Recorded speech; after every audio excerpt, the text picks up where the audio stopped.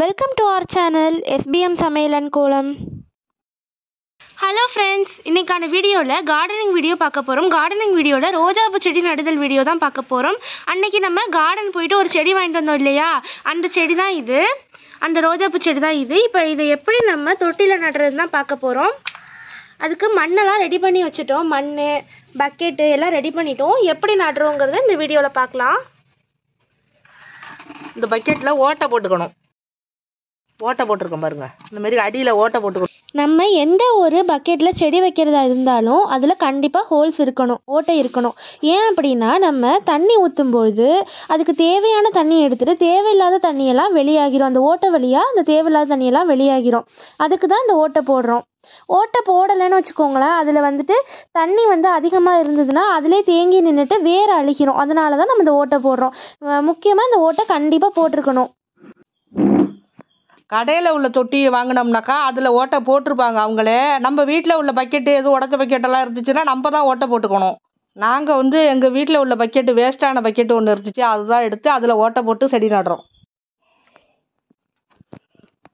புதுசாக ரோஜா செடி வாங்கினோம்னா உடனே நடக்கூடாது, அதை அப்படியே கவரோடையே வச்சுக்கணும். ஏன்னு கேட்டாக்கா அது ஊட்டி, கொடைக்கானல், அந்த மாதிரி பெங்களூரு அந்த மாதிரி குளிர் பிரதேசத்தில் தான் அது பயிர் பண்ணுவாங்க. ரோஜா செடியெல்லாம் வளர்ப்பாங்க. வளர்த்து தான் நமக்கு கவரில் உண்டாக்கி கொடுக்குறாங்க அவங்க. அது நம்ம கிளைமேட்டுக்கு அது அந்த தட்பவெப்ப நிலைக்கு தகுந்த மாதிரி குளிர்ச்சியான பிரதேசத்தில் இருந்துட்டு இந்த வெயிலுக்கு வரும்போது அதெல்லாம் அந்த வெயிலை தாங்க முடியாது. அதனால தான் அதை அப்படியே அதிலே வச்சு கொஞ்ச நாள் ஒரு வாரம் வச்சிருந்து 2-3 நாள் வரைக்கும் வச்சிருந்து அதுக்கப்புறம் நம்ம தொட்டியில் வச்சு மாற்றி வைக்கணும். அப்போ தான் நம்ம வீட்டுக்கு அது செட் ஆகும். நம்ம வெயிலுக்கு செட் ஆகி நல்லா கிளம்பும் செடி. வாளிக்குள்ளே மண் கரைச்சிட்டு போயிடாமல் வெளியில் போகாமல் இருக்கிறதுக்கு தான் அந்த ஓடு வைக்கிறோம். அந்த ஓட்டுக்கு அடியால் தண்ணி மட்டும் வெளியாகிடும், மண் அப்படியே அதிலே தான் இருக்கும். அதுக்காக தான் ஓடு வைக்கிறது.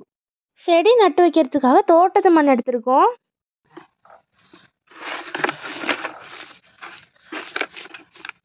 மழை டைமுங்கிறதுனால மண் ஈரமாக இருக்குது.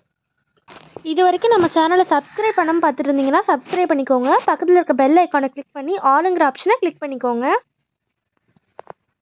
ஒரு பூ பூத்துச்சு, நம்ம கட் பண்ணிவிட்டு இன்னொரு மொட்டு வச்சுருக்கு. வாங்கிட்டு வந்த செடியை இந்த கவர்லேயே இருக்குது, அதெல்லாம் கட் பண்ணி எடுத்துக்கணும். வேறு டேமேஜ் ஆகாமல் பார்த்து கட் பண்ணணும். கவரை மட்டும்தான் கட் பண்ணணும் மெதுவாக. பாருங்க, இப்படி கட் பண்ணிவிட்டு இழுத்திங்கன்னா வந்துடும். பேப்பரை எடுத்துகிட்டு தான் வைக்கணும், பேப்பரோடு வைக்கக்கூடாது. கட் பண்ணும்போது கொஞ்சம் கேர்ஃபுல்லாக பார்த்து கட் பண்ணிக்கோங்க, வேரில் பற்றக்கூடாது. இப்போ எடுத்து நான் அதில் தொட்டியில் மாற்றிக்கிறேன்.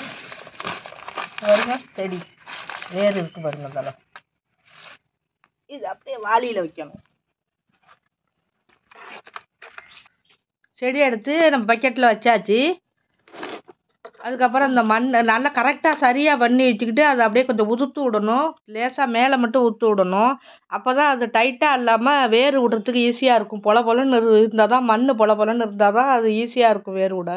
எப்பொழுதுமே செடி வைக்கும்போது வாளியில் கொஞ்சோண்டு பாகம், 1/4 பாகம் கொஞ்சம் மண் போட்டுக்கணும். போட்டுக்கிட்டு அப்புறம் அந்த வாங்கிட்டு வந்த செடியை வைக்கணும். வச்சுட்டு அதுக்கு மேலே பாக்கி மண்ணெல்லாம் கொட்டணும். மேலே கொட்டுறதுக்கு மண் இந்த எடுத்து வச்சுருக்கோம். இப்போ இதை கொட்டிக்கலாம்.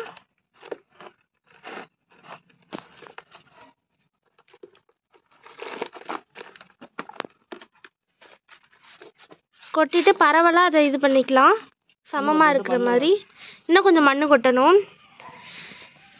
எப்போவுமே பொதுவாக நம்ம ரோஜாப்பூ செடி வைக்கும்பொழுது நல்லா பொலன்னு இருக்கிற மண்ணாக தான் எடுத்துக்கணும். ஏன்னா அப்போ தான் நல்லா வேர் விட்டு வளர ஈஸியாக இருக்கும்.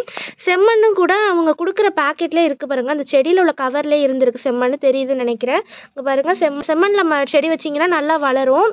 அது இல்லாமல் நாங்கள் எடுத்திருக்க மண்ணில் நேச்சுரலாகவே மண்புழு இருக்குது. மண்புழு என்ன பண்ணுன்னா மண்ணை லூஸ் பண்ணி விட்டு நல்லா வேர் விடுறதுக்கு உதவும். அதுக்கு தான் மண்புழு இருக்கணும்னு சொல்கிறோம். நாங்கள் தோட்டத்து மண் தான் போட்டிருக்கோம். ஆற்று மண் இருந்ததுன்னா ஆற்று மண் ஒரு பங்கு எடுத்துக்கலாம். எங்கள்கிட்ட இல்லை, அதனால் தோட்டத்து மண்ணும் செம்மண்ணும் கலந்து வைக்கிறோம். ஆற்று மண், செம்மண், தோட்டத்து மண் இதெல்லாம் சேர்த்து வைக்கும்போது செடி நல்லா வளரும். கொஞ்சோண்டு மண் குறைச்சலாகவே போட்டுங்க. ஏன்னா இதில் நம்ம உரம் கொடுக்கணும். ரொம்ப வழியே போட்டோம்னா உரம் கொடுக்கும்போது உரமெல்லாம் வெளியில் வந்துடும். அதுக்கு தான் கொஞ்சோண்டு வாளியில் இடம் விட்டு வச்சுக்கிறோம்.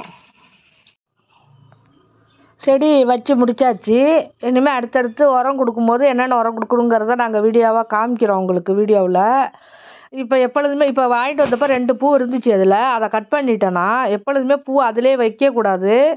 நான் அது வாங்கிட்டு வரும்போது இருந்தாலும் அந்த பூவை கட் பண்ணிடணும். புதுசாக பூ பூத்தாலும் அதை கட் பண்ணி எடுத்தால் தான் பக்க கிளைகள் வரும். அதுலேருந்து அந்த கட் பண்ண இடத்துலேருந்து வரும்.